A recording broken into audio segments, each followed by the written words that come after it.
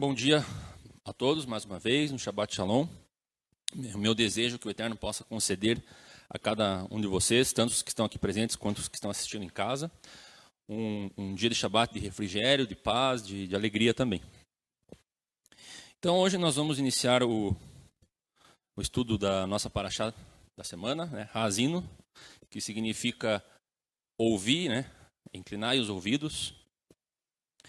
E essa paraxá, ela é em formato de cântico, ela é um formato poético, assim como nas escrituras nós temos várias passagens que estão estruturadas nessa forma de cântico. E então esse é o caso da paraxá Haazinu. Ela é uma canção, até a forma como ela vai estar disposta no texto, no rolo da Torá, é uma forma diferenciada dos outros textos. Isso no Sefer Torá que nós abrimos aqui. Talvez alguém tenha percebido quando nós fizemos a Hagbah. Então, é o capítulo 32 inteiro. E como Haftará, nós temos 2 Samuel, Brit Hadashah, sugestão do David Stern, Romanos 10, 14 a 21.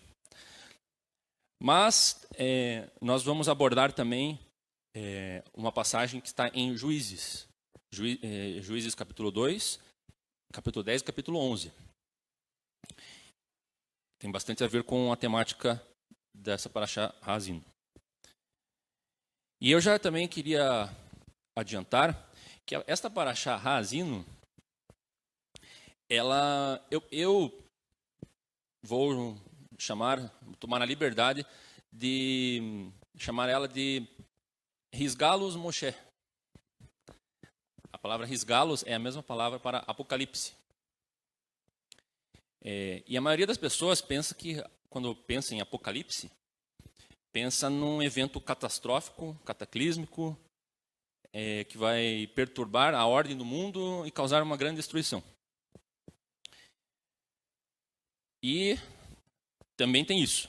Mas tem outros aspectos muito mais profundos do que isso, porque, na verdade, o Apocalipse, ou Risgalo, significa revelação. E a revelação das coisas que hão de acontecer. E nós vamos ver que essa paraxá ela está recheada desse tipo de revelação. E sempre Israel estando no centro disso. Essas revelações são revelações que concernem Israel no centro e os outros povos, as outras nações, participando de todo esse processo. Então aqui novamente, né, para quem quiser dar mais uma olhadinha, quem está também com os slides acompanhando que eu compartilhei pelo Facebook, mais um pouquinho das informações sobre as festas.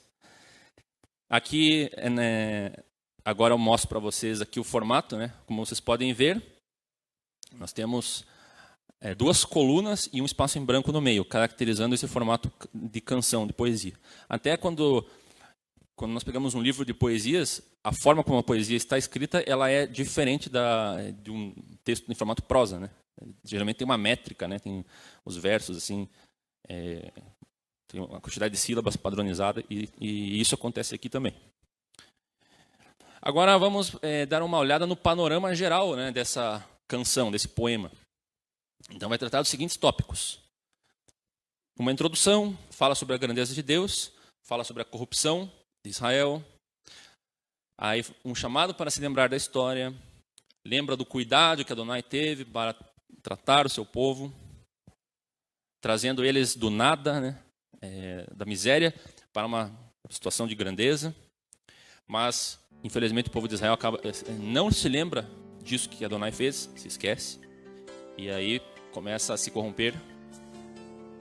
Adonai reage a essa rebelião, esse desvio de Israel, traz punição, traz os juízos que ele tinha prometido, queria trazer caso Israel se desviasse. E muito desses juízos, em muitos desses juízos, Adonai utiliza outros povos, outras nações para invadir, né, Israel, para atormentá-los, para cercá-los, trazendo destruição. Então utiliza nações inimigas Porém, essas nações inimigas também não são simples agentes da justiça divina, eles são povos com maldade, povos não temem, mas são fortes.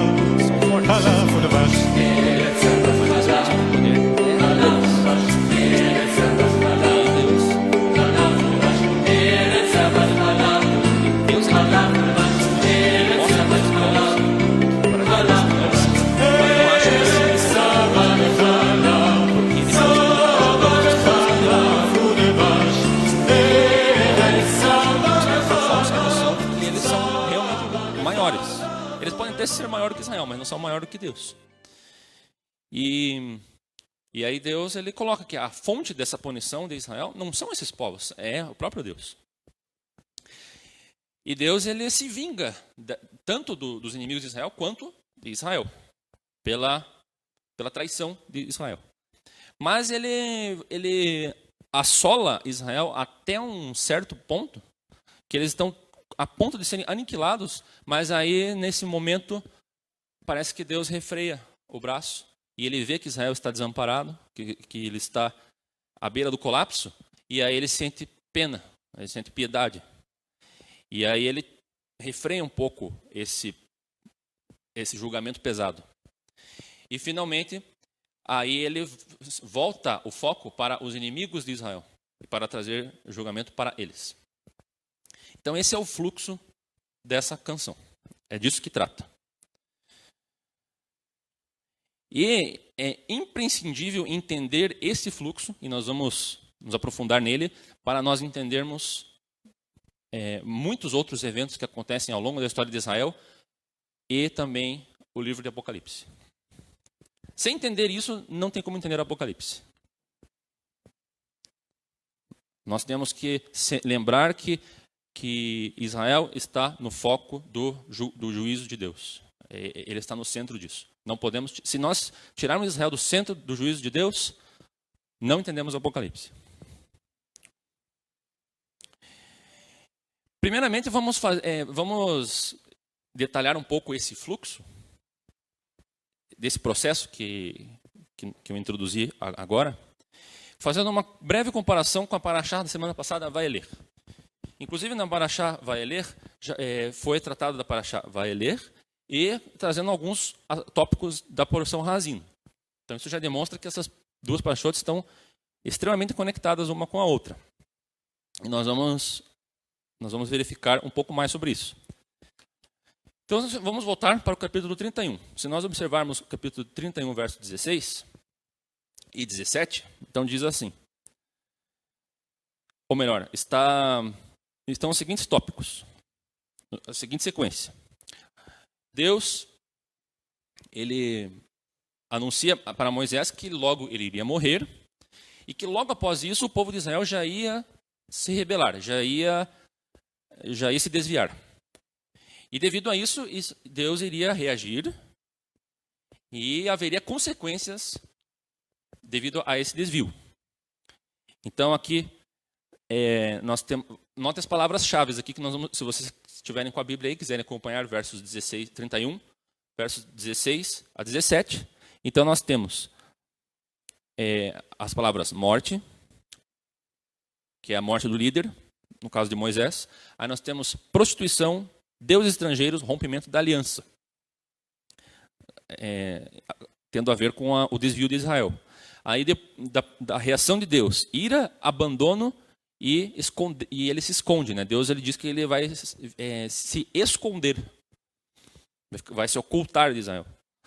E as consequências dessa rebelião, calamidades, né? Israel vai ser feito de presas. Eles iam ser perseguidos. Perseguidos por quem? Perseguidos pelos inimigos. E até por animais selvagens. Agora, quando nós entramos nessa canção, Razino, nessa paraxá de hoje, dessa semana,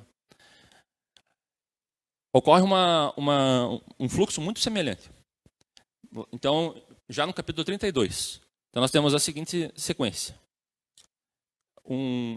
um chamado para se lembrar da história, a importância de lembrar, né? Lembrar do que Deus fez para com Israel. Por isso que tem que ser, por isso que na Torá fala que para ensinar isso aos teus filhos, falar a respeito das mesmas quando estiver sentado em tua casa, você tem que estar passando de geração a geração, porque se você perde esse elo, como é que a outra geração vai saber o que aconteceu? E se ela não souber o que aconteceu, como ela vai temer a Deus? Então, Israel acaba perdendo esse elo de uma geração para outra, depois de Moisés e Josué. Aí era para se lembrar, não se lembrou. Aí se rebelou. Por que eles não se preocuparam em se lembrar? Porque agora eles já não estavam em situação de necessidade, eles estavam em situação de abundância. Tinham engordado, né? Tinham colhido os frutos da terra, tinham se estabelecido, se firmado. Não estavam mais naquela dependência do maná, da coluna de fogo, da coluna de nuvem. Aí se engordaram e se esqueceram. Aí eles vão até outros deuses, são seduzidos pelos outros deuses das nações. Realmente, as mitologias das outras nações são bem interessantes, são sedutoras. Mas é tudo falso.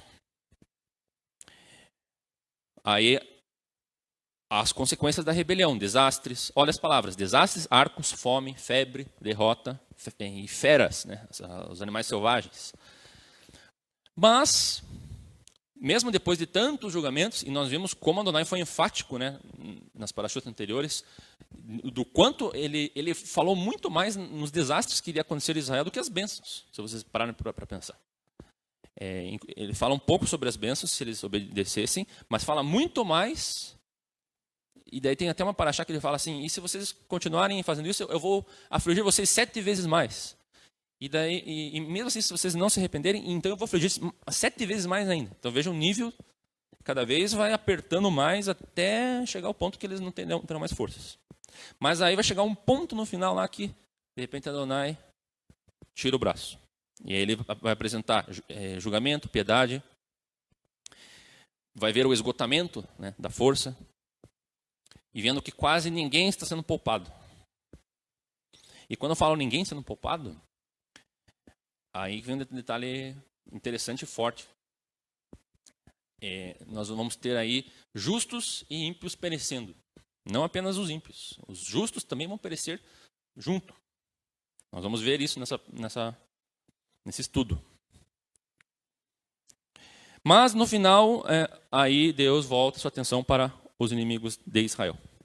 Aí ele vai desembainhar a sua espada flamejante, trazendo vingança e retribuindo a maldade dos povos. Então, apresentando mais uma vez o quadro, combinando, né, a sequência do fluxo da Parashá Vayelech com a Parashá Ha'azinu. Então, morte de um líder forte, lembrança da história, a rebelião do povo, a resposta de Adonai, as consequências da rebelião. No final, Adonai não destruirá totalmente, vai preservar alguns, para começar de novo. E aí, nós vamos ter a punição dos inimigos de Israel. Se vocês pararem para observar, isso não é algo novo que eu estou falando.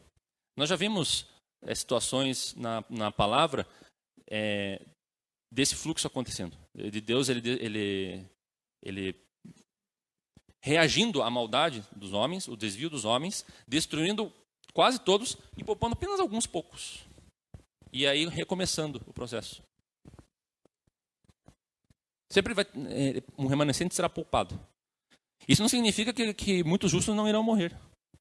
Não serão todos os justos. Até porque justos e ímpios, Shulam já explicou isso numa explicativa sobre a parábola do semeador, né? Das sementes que são jogadas nas pedras, nos espinhos, à beira do caminho e na terra fértil. Dizendo que não existe assim apenas 2 tipos de pessoas, uma pessoa que é justa e uma pessoa que é ímpia. Existe entre esses 2 extremos diversos níveis, né? Tem algumas pessoas que são extremamente más, algumas que são extremamente boas, mas entre esses 2 tipos existem pessoas que vão ser medianas, que vão ser um pouco boas, um pouco ruins, Algumas vão ser assim, no geral, um pouquinho mais para boas do que para ruins. Outras vão ser um pouquinho mais para ruins do que para boas, mas sempre vai ter um meio termo aí. Então, isso implica que muitos justos, né? Porque ninguém é justo por si. Então, vamos considerar muitos justos no nosso entendimento de hoje, graças à redenção por intermédio de Yeshua, acabam por perecer também. Alguns poucos é que são selecionados para serem poupados. Isso já aconteceu ao longo de toda a história. Agora vamos focar um pouco agora no cronograma de Haazinu. Vamos tentar estabelecer e perguntar se quando na verdade esses eventos que estão descritos em Haazinu irão acontecer. Será que eles vão acontecer em um momento específico? Ou será que eles vão acontecer de uma forma sistemática, uma forma sistêmica? Então, essa foi uma pergunta que os estudiosos da Torá, os rabinos, os sábios, fizeram. E a maioria deles, os comentaristas clássicos, inclusive Ramban, eles entenderam que a Parashá Haazinu se refere à descrição de fatos que iria culminar no exílio de Israel. No exílio babilônico, propriamente dito. Só que existe um rabino chamado Elhanan Samet que discorda desse posicionamento. E ele discorda desse posicionamento porque por alguns motivos, que nós vamos elencar aqui. Se nós voltarmos para os capítulos 27 e 28 do Deuteronômio, na chamada Tochacha, que é a admoestação de Moshe, está falando realmente de fatores que levam Israel a ir para o exílio. Porém, aliás, aparentemente, numa primeira leitura, poderia pensar que os eventos de Haazinu, eles são semelhantes a esses eventos da Tochacha. Então, poderia concluir, por consequência, que estaria falando de um momento específico, que foi o momento do exílio. Só que o próprio exílio não aconteceu apenas uma vez. Né? Aconteceu o exílio babilônico. Israel foi feito cativo na Babilônia, teve que sair da terra de Israel e o templo foi destruído. Porém, esse evento ele se repetiu. Ele se repetiu em 70 depois de Cristo, quando Israel foi expulso também da terra e o templo também foi destruído. Então, já começamos que não é um momento específico que se trata. Porém, se nós olharmos atentamente esse texto, nós vamos ver que a palavra exílio não é mencionada.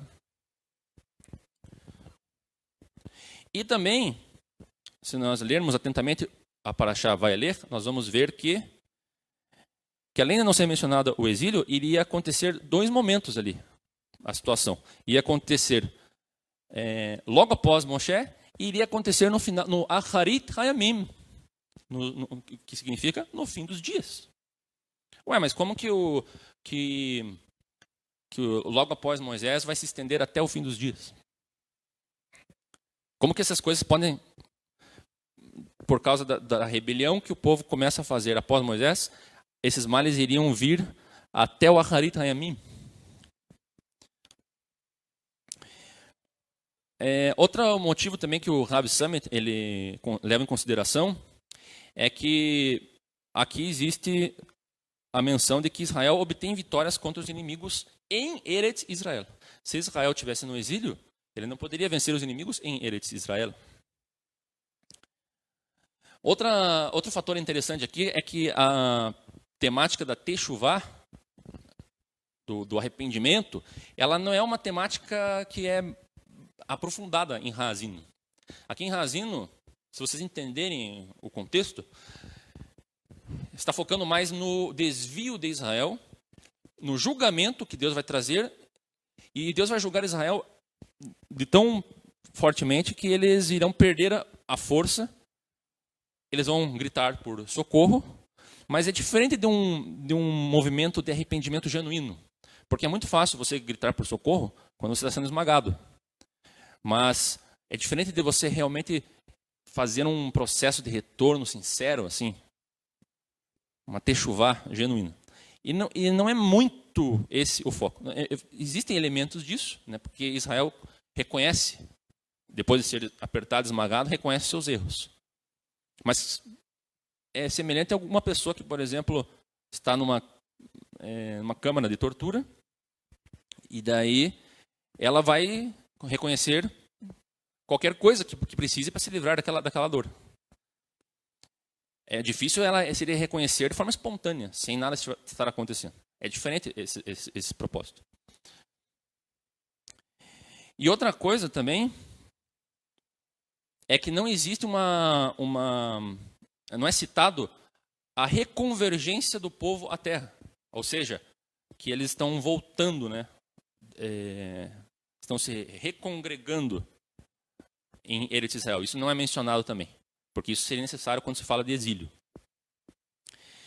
Também é lembrado que esses eventos iriam acontecer relativamente logo após Moshe, e o tempo do exílio babilônico foi muito tempo depois. E o Rav Samet também sugere que esse fluxo, esse processo que é descrito em Razino, ele vai se repetir de forma sistêmica. Ele vai, sempre que necessário, sempre que acontece, que as coisas começam a acontecer conforme está escrito ali, as consequências serão aquelas. Então, isso não é uma promessa de algo que vai acontecer em um momento específico. É algo que vai se repetindo ao longo da história, e nós vamos ver que isso se repete até os dias finais, até os nossos dias atuais, e para frente ainda. Outra coisa também é que no capítulo 32 de Deuteronômio não há uma delimitação temporal. Não é falado exatamente o tempo que vai acontecer.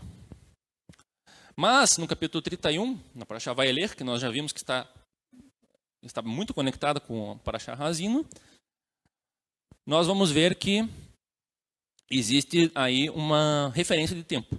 Está escrito assim, 31, 29. Porque eu sei que depois da minha morte certamente vos corrompereis, e vos desviareis do caminho que vos ordenei. Então este mal vos alcançará nos últimos dias, quando fizerdes mal aos olhos do Senhor, para o provocar a ira com a obra das vossas mãos.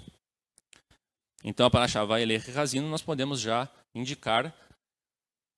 A Parashá Vaelech fala que essas coisas irão acontecer até os últimos dias. Então nós podemos deduzir que a Parashá Razino, por estar conectada com o Vaelech, também está apontando para coisas que também irão acontecer nos últimos dias. Então, essas coisas vão acontecer após a morte de Moisés, ao longo das gerações, até os últimos dias. Vamos analisar agora aqui algumas implicações disso. Agora começa a ficar mais interessante e algumas coisas aqui vão sendo reveladas e nós podemos até provar algumas coisas aqui. De acordo com o Razino, por que Israel sofre julgamento? Obviamente por se desviar. Se desviar do quê? Se desviar de Deus. Né? E como que alguém se desvia de Deus? Deixando de guardar seus mandamentos. Porque as Escrituras nos ensinam que quem ama a Deus, cumpre seus mandamentos. Então, quem não cumpre seus mandamentos, não ama a Deus. Então, se desvia. Se os acontecimentos de Razino e de Vaelech se cumprem no final dos tempos,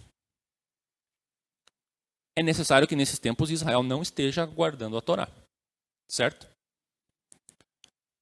Sim, porque, como eu disse aqui, se o povo se desvia por não guardar os mandamentos, e os males descritos aqui nessa paraxá, eles vão alcançar Israel até o final dos tempos. Então, no final dos tempos, Israel vai ser julgado por não estar guardando a Torá. O que isso significa? Isso significa que a Torá ainda é referência, ainda é o referencial para que Deus estabeleça juízo. Ou seja, ela continua válida. Mas como que a Torá continua válida se não tem o templo? Essa é uma pergunta que nós temos que fazer. Ou seja, mas quando que o templo foi destruído? O templo foi destruído em 70 depois de Cristo. E esse é o maior período da história de Israel em que Israel está sem o templo. Porque Israel não ficou tanto tempo sem o templo entre a destruição do primeiro e do segundo templo, quanto agora. Então vamos pensando aí.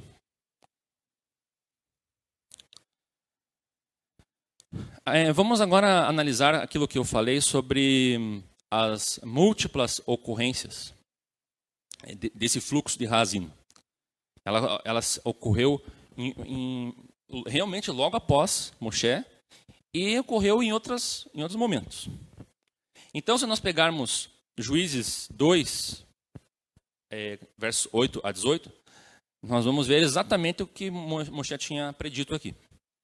Na verdade, lá em Vaeler, fala que logo após Moshe o povo iria se corromper. Mas aí vocês vão dizer, mas isso não é verdade porque depois de Moshe nós temos Josué e o povo não se corrompeu na época de Josué. Mas Josué, na verdade, ele funciona como um substituto de Moshe. Porque foi prometido que Moshe não entraria na terra, mas Deus precisaria cumprir a promessa de que o povo entraria na terra. Então ele precisou levantar um líder que tinha algumas características de Moshe e algumas outras. Então Josué na verdade, ele deu, de certa forma, uma continuidade do estilo de liderança de Moisés, porque Josué era um homem que vivia aos pés de Moshe. Ele vivia na tenda de Moshe direto. Ele era o pupilo de Moshe. Então ele tinha uma certa semelhança com Moshe. Até o nome dele, né, Yehoshua, né, que significa salvação, que foi aquilo que Moshe não pôde. Ele completou aquilo que Moshe, infelizmente, não pôde fazer. Inicialmente era para Moshe fazer isso. Mas logo após Josué, aí sim acontece. Acontece exatamente isso, né? Morre Josué, o povo de repente esquece. O povo entrou na terra, conquistou os povos, mas aí rapidinho se esqueceu. Começou a fazer mal. Renegou Adonai, provocou-o. Sua ira daí a ira de Adonai se acendeu contra Israel. Adonai entregou-os nas mãos de quem? Dos inimigos. Mas por piedade Deus não os destruiu completamente e mandou um libertador para livrá-los. E aqui se levanta os juízes de Israel. Muitas vezes aquela pessoa que se levantava como juiz era nada mais do que um libertador que Deus levantava no meio do povo para liderar o povo e ter uma vitória contra os inimigos. Muitas vezes os juízes de Israel foram essas pessoas. Os juízes de Israel não eram pessoas eleitas assim, como hoje, né, democraticamente, e que eram entendidos assim da legislação, né, tipo um político. Mas era uma pessoa que era um homem, era valente, era forte, corajoso e com temor de Deus, e que levava o povo à vitória. Eram essas características dos juízes. Não que eles não tivessem conhecimento de Torá, não estou falando isso. Mas as características proeminentes eram essas. E nós vamos ver que daqui para frente, em Juízes capítulo 10, daqui a pouco eu vou entrar nesse aspecto novamente. Em 2 Reis nós temos, se vocês forem abrir lá no capítulo 14, versos 26 e 27, vocês vão ver que Deus levanta Jeroboão para livrar Israel, mas ele levanta ele como um agente para trazer livramento. Não quer dizer que Jeroboão depois ele permaneceu nos caminhos de Deus, mas naquele momento ele foi levantado por Deus. E o que também nós vamos ver aqui depois, já adiantando, sobre Jefté, que são pessoas que são levantadas em um dado momento para trazer livramento, mas o que ela vai fazer depois, ela também tem a responsabilidade. E aí, eu também gostaria de sugerir a leitura de Isaías capítulo 1. O capítulo 1 de Isaías ele é como se fosse um espelho da Parashá Razino. Vários elementos que são elencados na Parashá Razino ecoam em Isaías 1. Agora, para a gente dar continuidade, nós precisamos fazer um parênteses e detalhar um pouco aqui algumas questões sobre os níveis de abrangência das Escrituras, dos textos bíblicos.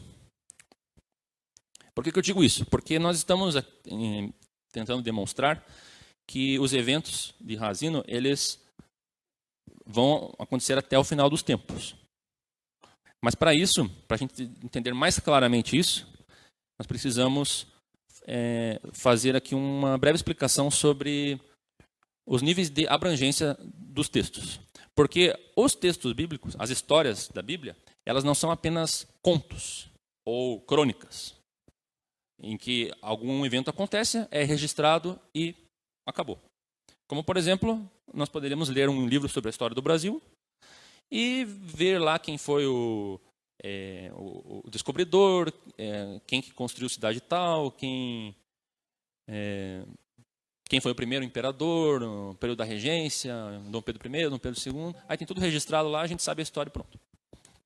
A Bíblia não tem esse propósito apenas.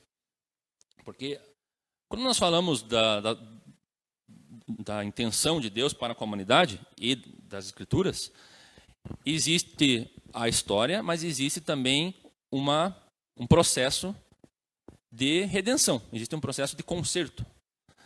E Deus usa muitos símbolos para ensinar as pessoas a entrar rumo a esse processo. E é tudo muito complexo. Então, o problema parece simples, né? É só o homem pecou, ou precisa que isso seja consertado. Mas esse é um problema que parece simples, mas é bem complicado de resolver isso. Dentro da justiça de Deus, dentro do ponto de vista divino. Então tem todo um ensinamento progressivo que acontece, elementos, né? A vida dos patriarcas, a maneira como Deus se revela a Abraão, aí depois quando Deus se revela a Moshe, ele já se revela mais, ele se revela com um nome que ele não tinha se revelado a Abraão. E aí depois Deus reúne o povo de Israel, dá a Torá, o templo, né? O tabernáculo. Então nós temos que entender que a Bíblia é composta de fatos, de contos, não contos, histórias inventadas, né? Crônicas, assim, registros históricos, atos. E esses atos que são registrados lá, que realmente são bem delimitados, tudo aquilo que acontece é bem delimitado ali, acontece num tempo, num momento, com aquelas pessoas, ok? Aí, mas nós temos a parte profética, que daí já entra num nível de abrangência um pouco maior. Porque aqueles atos lá, eles não se resumem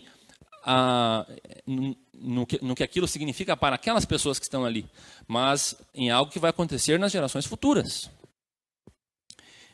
Muitas vezes aqui o Yakov, quando trouxe para Paraxá, aliás, o Yakov deve estar assistindo, mando já um abraço para ele, ele sempre utiliza aquela expressão, né, que nós já vimos isso antes, nós já vimos isso antes. Por que nós já vimos isso antes? Porque muitas das coisas que estão em Gênesis, no começo, lá nos patriarcas, no princípio das coisas, ecoam na vida das gerações futuras. Vários elementos são espelhos, acontecem situações paralelas, pessoas que têm características parecidas. Então isso é o aspecto profético, é o aspecto de que aquilo que aconteceu lá vai ecoar no futuro. E aí, finalmente, nós temos também um aspecto messiânico, que é o ápice da Escritura, que é a resolução final de Deus para o problema da humanidade. É um libertador, um intermediário, alguém que precisa vir para trazer libertação, para julgar, para trazer juízo, para trazer a vingança de Deus contra os maus e salvar os bons.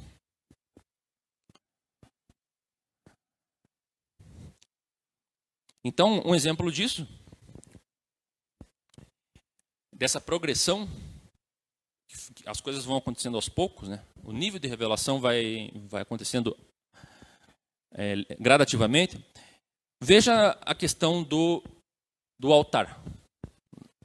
Do altar, do Mishkan, do Beit HaMikdash, né? Que é o instrumento, né, que foi criado para fazer com que a presença de Adonai estivesse conosco, através de um sistema muito bem elaborado de sacrifícios e alguns rituais. Então, percebam que os patriarcas, por exemplo, Abraão, Isaac e Jacó, eles não tinham Mishkan, mas, no entanto, eles faziam sacrifícios, faziam ofertas. Como eles faziam isso? Eles construíam um altar de pedras, aonde eles iam. De repente, eles chegavam em algum local que acontecia algo específico, algo interessante, uma revelação divina ali, uma intervenção de Deus. Então, eles, no final ali daquela experiência, construíam um altar e faziam uma oferta para Adonai. Construíam um altar, algo simples.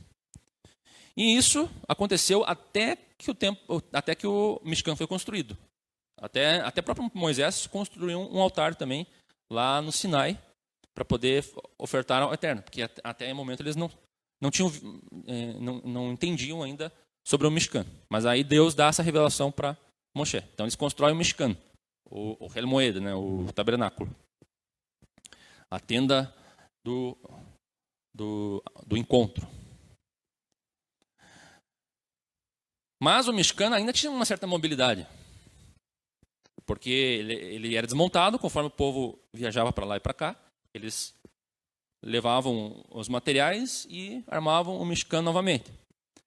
E aí era ali que era. Só que daí o povo não poderia mais, a partir desse momento, as pessoas não poderiam mais construir os seus altares aonde eles bem gostariam de construir. Agora eles só poderiam ofertar para o Eterno no Mishkan. Então começou a centralizar o local de ofertas. Só que o Mishkan não estava num local fixo. Conforme eles se mobilizavam, o Mishkan ia junto, e aí era ali que eles... Mas as pessoas não poderiam fazer individualmente mais os sacrifícios. Elas tinham que convergir para um ponto. E isso é aprofundado com o Beit HaMikdash. Agora o Beit HaMikdash não é mais móvel. Agora ele é fixo. Só há um lugar agora no mundo onde as ofertas podem ser trazidas, que é no monte do templo. Só que aí agora, veja que interessante, agora parece que nós estamos avançando. Nós temos altares, aí nós temos o Mishkan, aí nós temos o Beit HaMikdash, e agora de repente não temos mais nada, porque o Beit HaMikdash foi destruído. E curiosamente ele foi destruído logo após Yeshua, logo após a vinda de Yeshua. Então será que nós temos aí uma regressão? Algo parece que está regredindo, está andando para trás? Perdeu-se o tempo? Ou será que nós temos um avanço? Deixo esse questionamento para vocês. E a tua descendência será como o pó da terra, e estender-se ao ocidente e ao oriente, e ao norte e ao sul, e em ti, e na tua descendência serão benditas todas as famílias da terra. Esse é um exemplo aqui de uma profecia que ela se cumpre em dois tempos, ou em duas maneiras, profecia múltipla. Também, esse daqui é um entendimento muito importante que nós temos que ter, porque disso aí gera muitos debates sobre, por exemplo, a apologética, né, a discussão sobre se Yeshua é Messias ou não. Porque muitas pessoas dizem que, mas essa profecia aqui não se refere a Messias, se refere a Zorobabel, por exemplo. Essa profecia aqui não se refere a Messias, se refere a Ciro. Essa profecia aqui não se refere ao final dos tempos, se refere ao exílio babilônico, se refere à destruição do templo. Muitas pessoas defendem, né, o Apocalipse na linha preterista, como se os eventos do Apocalipse já se cumpriram. Porque se você olhar lá Apocalipse, nos primeiros capítulos lá, já fala daquelas coisas que iriam acontecer logo após a destruição do templo. Eles iam passar por grande perseguição, iam ser martirizados. Realmente, isso aconteceu. Passaram por perseguição, foram martirizados. Então, já se cumpriu. Então, nós estamos vivendo numa fase que a palavra acabou. A Bíblia acabou. Agora, a gente não sabe onde a gente está vivendo, dentro do cronograma bíblico. Porque tudo que está escrito já se cumpriu. Algumas pessoas defendem essa teoria. Só que as profecias elas têm múltiplo cumprimento. E nós vamos verificar nesse exemplo aqui Agora, veja que interessante. Quando Deus promete a Abraão que em tua descendência serão benditas todas as famílias da terra, ele diz assim, uve zarecha, e na tua semente, porque a palavra zarecha, tua semente, né, vem de zera, que é semente. O hebraico é uma língua que ela gramaticalmente é mais simples do que, por exemplo, o português, o inglês, línguas que tem por origem o latim, ou outras línguas no mundo. O hebraico tem menos palavras, tem um vocabulário mais restrito. Então, uma palavra no hebraico, ela pode ter, dependendo do contexto, múltiplos significados. Então, essa palavra zarecha, ela pode significar a tua descendência, ou seja, todas as pessoas que irão vir após você, ou também pode falar de um descendente, de um único descendente, de uma única pessoa que vai vir por intermédio de você. E se você parar para pensar, nós temos que o povo de Israel realmente ele é bênção para as nações. Por intermédio de Israel, todas as nações são abençoadas. Porque, mesmo Israel tendo pecado, eles sempre guardaram os princípios de Deus. Sempre houve na história de Israel forte isso. E, quando Israel foi espalhado por entre as nações, os judeus se espalharam e levaram esse legado, esse resquício. E eles influenciaram positivamente as nações onde eles estiveram. Um grande exemplo disso foi na época do auge dos mouros na Espanha, em que o califa colocou um ancestral do Silvio Santos, como o Abravanel, como tesoureiro oficial. Então, os judeus eram muito valorizados naquela sociedade. E o reino dos mouros, nessa época, foi um reino glorioso. Porém, eles entraram em decadência em um dado momento e foram expulsos. E nessa época também nós temos muitos debates, né, entre judeus e cristãos. É nessa época que nós temos a figura de Maimônides, por exemplo. Era uma época que os judeus eles conseguiram produzir muito conhecimento. Muita da tradição de hoje, que foi propagada, foi desenvolvida naquela época. Então, nós temos isso. Porém, existe um argumento que o Rabino Shulam sempre utiliza para fazer a apologética, né, de Yeshua como Messias, é que se você pegar os rabinos mais famosos de Israel, os mais brilhantes, assim, e for até os confins do mundo, até uma tribo indígena, e perguntar, você conhece o Rabi Akiva? Conhece o Rabi Shimon Bar Yochai? Conhece Baal Shem Tov? Daí eles vão dizer, não conhece. Você conhece um Jesus? Ah, sim, conheço. Esse eu conheço. Então, nenhum rabino, nenhuma pessoa do judaísmo é tão famosa no mundo quanto Jesus, quanto Yeshua. E, devido ao cristianismo, que tem os seus problemas também, como o judaísmo também tem, como qualquer religião tem, e como qualquer grupo de pessoas tem. Tem os corruptos, aqueles que não temem a Deus dentro desses sistemas. Mas o cristianismo, ele fez um grande trabalho no sentido de tirar o paganismo das nações. Tirar coisas terríveis que aconteciam nessas nações. Se você estudar um pouco da história azteca, ou a história dos vikings, a nossa sociedade hoje não tem nada a ver com o que esses povos praticavam. O nível de abominação e de coisas terríveis que eles faziam.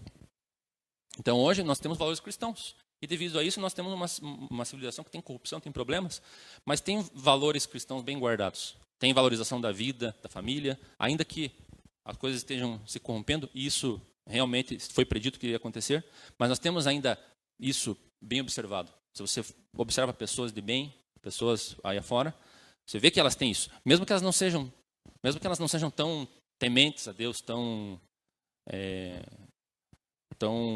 preocupadas em conhecer a Deus.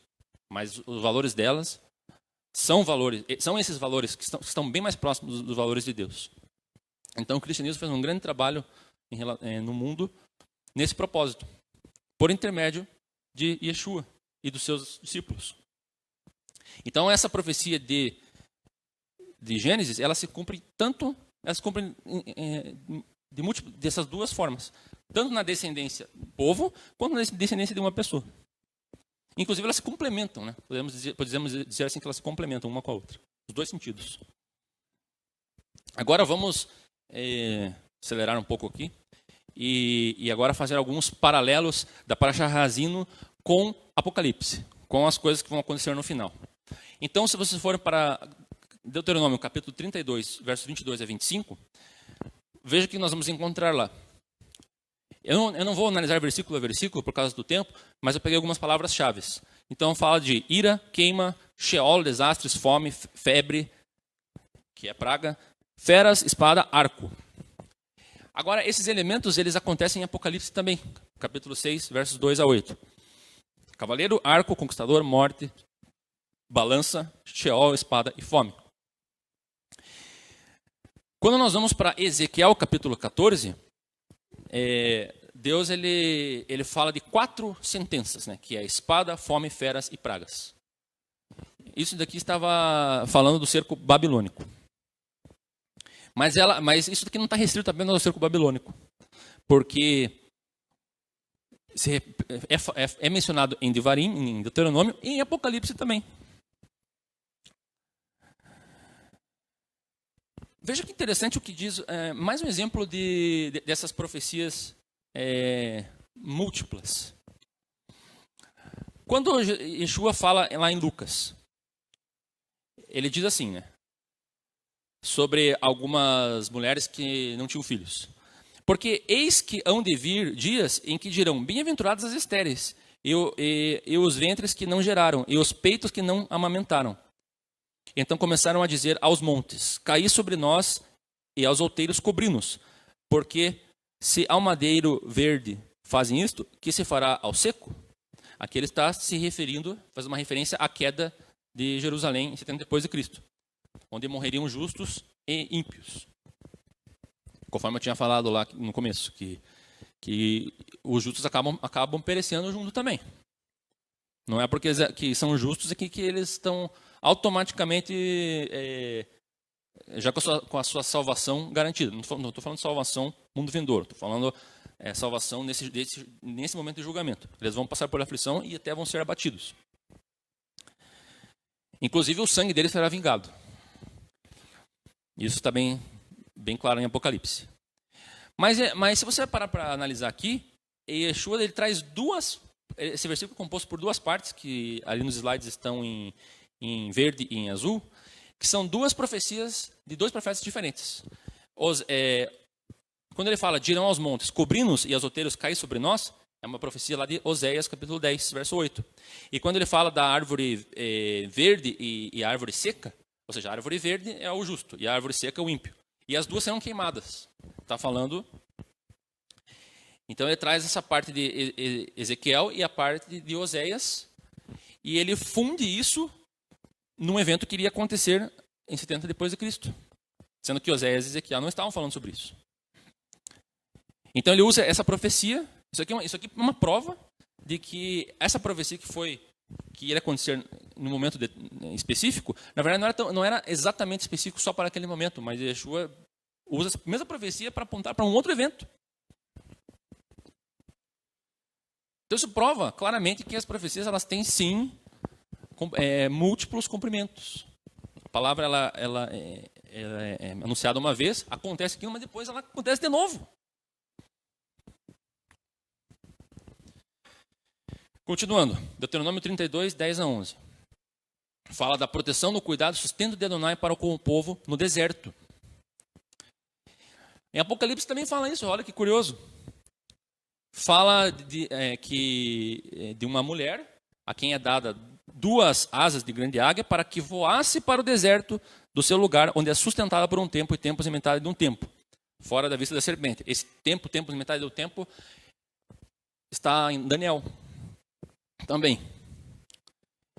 E essa duas asas de grande águia é uma linguagem metafórica para falar de livramento e provisão sobrenaturais. E aqui eu lembro, para mim fica muito claro, naquele filme O Senhor dos Anéis e O Hobbit, que sempre no momento mais crítico, onde assim não tinha mais esperança, tinha acabado tudo, vem aquelas águias gigantes e salvam os personagens lá. Quem assistiu O Senhor dos Anéis vai fazer essa associação claramente. Acredito que até o Tolkien, né, que era um escritor católico, ele deve ter se inspirado na Bíblia para criar esses personagens, essas grandes águias.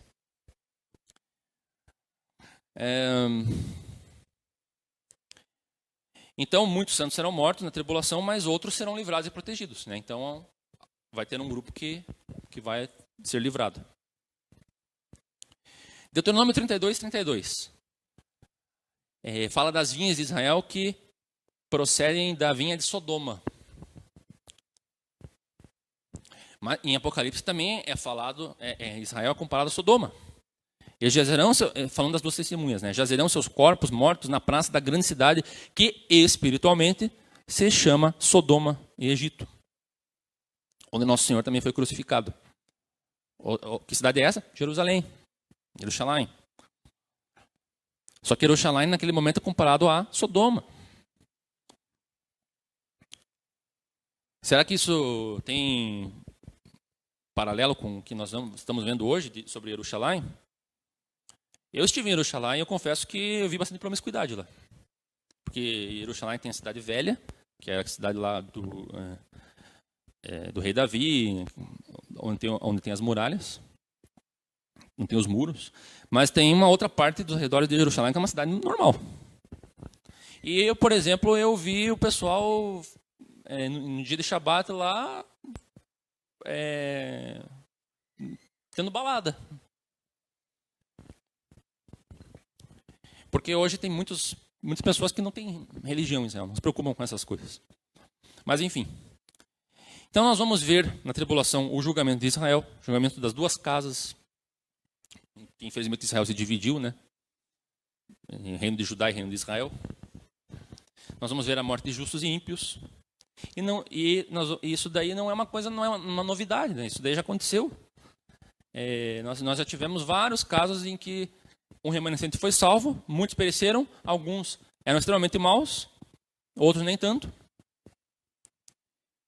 E apenas alguns foram preservados, e muitos acabaram perecendo. Inclusive esses que pereceram terão seu sangue vingado. Deuteronômio 32, 35 e 36. Adonai julgará tão severamente Israel que parecerá como se todos eles fossem destruídos. Você veja assim, todos eles, quase todos. É muita gente. Está parecendo aquele momento que Adonai ele decidiu, ele falou assim: Moshe, eu vou destruir todo esse povo e só você vou fazer um povo só com você. Quando ele falou isso, ele estava dizendo que até Arão, por exemplo, que mais tarde seria o sumo sacerdote, nem ele seria poupado, só Moshe.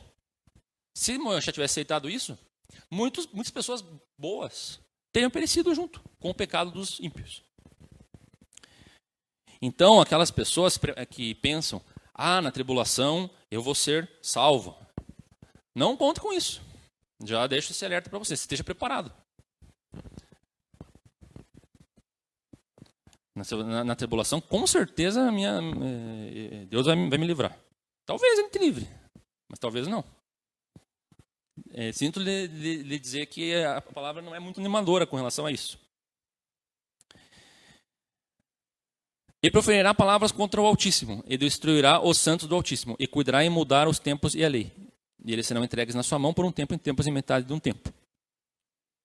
E destruirá os santos do Altíssimo. Mais uma vez aqui falando sobre isso. Apocalipse 6, 9 a 11 e 24 também falam isso, dos santos que são mortos. Números 16, 14, 44 e 48. Lembra do episódio de Corá, né? Datã e Abirã? Eles criam lá um grupo lá para se rebelar contra Moisés, e esse grupo ele é julgado e eles são mortos daquela forma terrível, né? São engolidos pela terra. Mas após isso, um grupo de pessoas começa a murmurar por causa daquela coisa terrível que aconteceu. E aí o que Deus faz? Julga novamente o povo com uma praga. E começa uma matança lá que morrem 14.700 pessoas. E essa praga só cessou porque Moisés e Arão pegaram um incenso lá do lugar santo e levaram até o povo. E aquele incenso serviu como um instrumento de paralisação daquele julgamento, daquela praga. E, potencialmente, as pessoas que estavam ali tinham pessoas boas também, que poderiam estar morrendo devido ao pecado de outros. O que isso nos ensina? Que nós temos que nos preocupar muito com a questão da coletividade. Não podemos ser individualistas. Porque se o mérito de alguns pode salvar muitos, o pecado de alguns também pode vir a destruir a outros. Então as pessoas estão conectadas umas com as outras. Então a gente tem que ter esse compromisso de estarmos ligados uns aos outros. Não pensar só na minha salvação individual. Por que Paulo falou assim? Eu gostaria de ser anátema se isso garantisse a salvação de Israel. Ele não estava preocupado com a salvação individual. Esse é o mindset de Deus. Não está. Moisés falou a mesma coisa. Ele falou assim: te risca meu nome do livro da vida, mas salva o teu povo. Porque estava preocupado com a salvação coletiva. Nós temos que parar de nos preocuparmos apenas com a minha salvação individual, mas nos preocuparmos com a salvação do outro. E veio outro anjo e pôs-se junto ao altar, tendo um incensário de ouro, e foi-lhe dado muito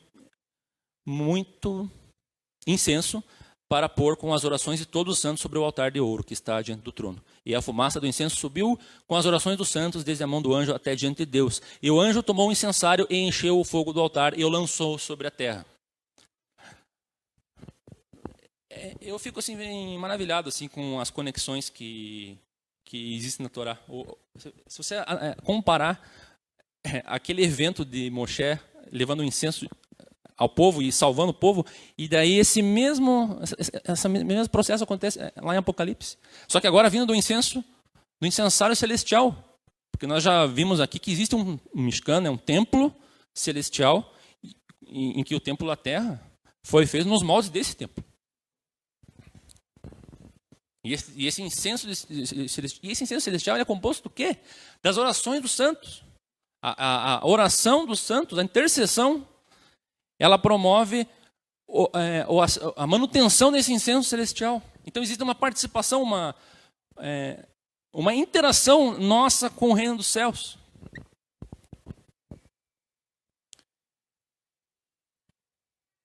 Então o incenso celestial livra os santos na tribulação, assim como aquele incenso lá do lugar santo livrou os israelitas ali do julgamento de Deus. Então Deus está efetuando o julgamento e nós temos a chance com a oração, com a intercessão, abrandar o julgamento de Deus.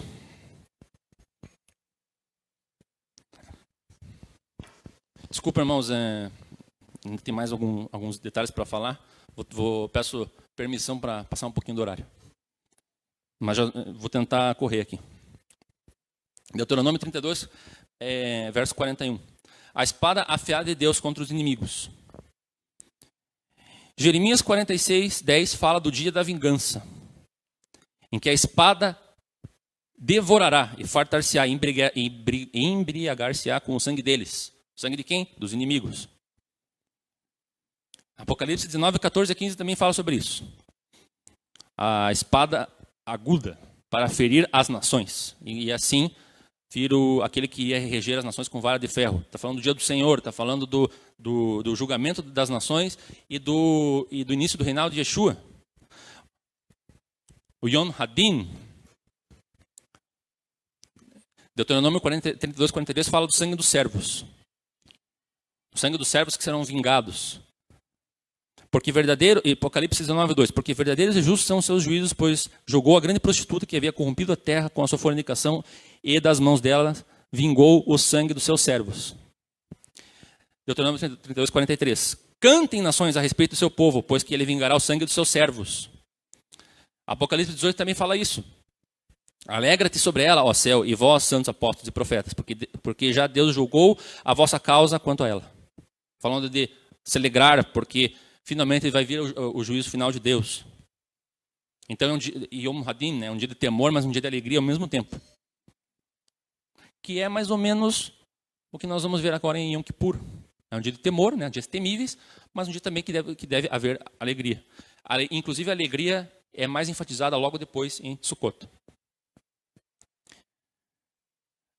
Deuteronômio 32, 17 fala sobre idolatria, deuses estrangeiros, demônios, novos deuses, a quem os hebreus, os israelitas, começaram a adorar.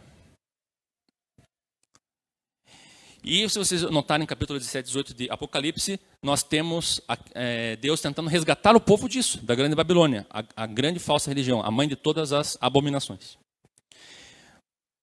Terminando então agora esse comparativo, verso a verso, demonstrando as inúmeras semelhanças de Apocalipse com Razino. Por isso eu disse no início que seria Risgalos Moshe, o Apocalipse de Moisés.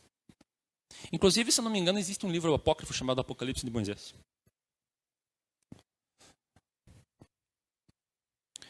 Agora, só para finalizar, tentar ser bem rápido aqui, eu tinha mencionado que ia falar sobre Juízes 10.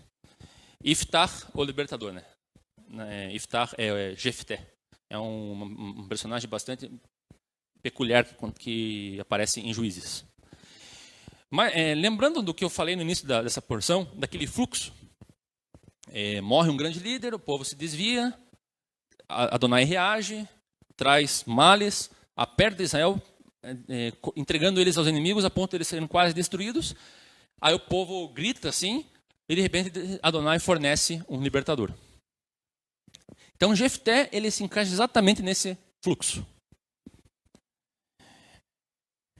E por que eu trouxe Jefté? Porque agora eu queria só fechar aqui o entendimento dentro desse aspecto messiânico, né, que sempre os textos bíblicos eles nos trazem. Porque Jefté é uma figura que ele cumpre exatamente o fluxo de Razino. Só que Jefté, ele tem várias características que são semelhantes a outros personagens muito famosos e importantes na história de Israel. A saber, Yosef, David e Yeshua. Vamos rapidamente só elencar algumas semelhanças entre esses personagens. Se você analisar a história de Jefté, você vai ver que ele era filho de uma prostituta.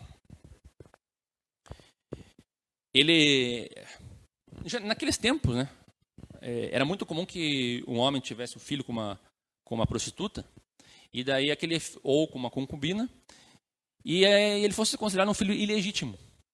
E aí ele era olhado com desprezo pelos outros. E Iftar era exatamente esse caso. É um caso que, embora não esteja muito claro na palavra, mas possivelmente Davi fosse o mesmo caso. Ele era rejeitado pelos irmãos. Ele diz lá nos Salmos, né, que em pecado me concebeu minha mãe. É possível que Davi seja fruto de um relacionamento de Jessé com a mulher que não era mãe daqueles irmãos lá, daqueles homens, daqueles filhos que Jessé apresentou para Samuel, primeiramente. Yosef não se enquadra muito bem nesse aspecto, a não ser pelo fato de que Raquel, poderia aqui colocar que a Raquel tinha se prostituído, né, assim, de uma forma mais com relação ao Eterno, porque ela pegou os terafins de seus pais. Mas ela não se enquadra nessa situação. E Yeshua,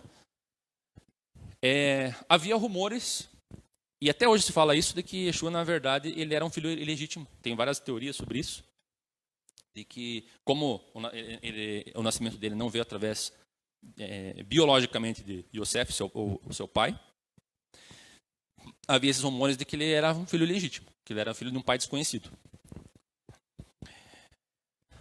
Então, todos eles foram desprezados pelos seus irmãos.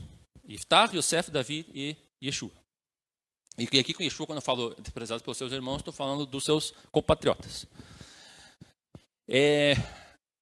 Iftach, David e Yeshua, eles foram seguidos por homens simples, homens levianos, homens com situações não confortáveis, não eram homens de destaque na sociedade. Todos eles eram valentes e valorosos. Todos eles tiveram que em algum momento fugir. Iftach fugiu dos seus irmãos, foi habitar na terra de Tob. Yosef foi vendido pelos seus irmãos, foi para o Egito. Davi também teve que fugir, inclusive ele habitou lá junto com os filisteus. E Yeshua também teve que fugir, embora bem criança, foi para o Egito. E todos eles foram oprimidos e sofreram aperto durante um tempo. Mas aí, no tempo deles, Israel passou por aperto. No tempo de Iftach, Israel passou por aperto. No tempo de Yosef, a família dele passou por aperto. No tempo de Davi, o povo passou por aperto. E no tempo de Yeshua, o povo de Israel estava em aperto, devido à opressão dos romanos. Todos eles se dirigem mesmo ele sendo um filho ilegítimo, uma pessoa não querida, no final, eles acabam tendo que ir até essa pessoa e chamar por ela. Não tinha mais a quem recorrer a não ser essa pessoa. Mesmo que eles não soubessem disso. Como no caso do Yosef, por exemplo.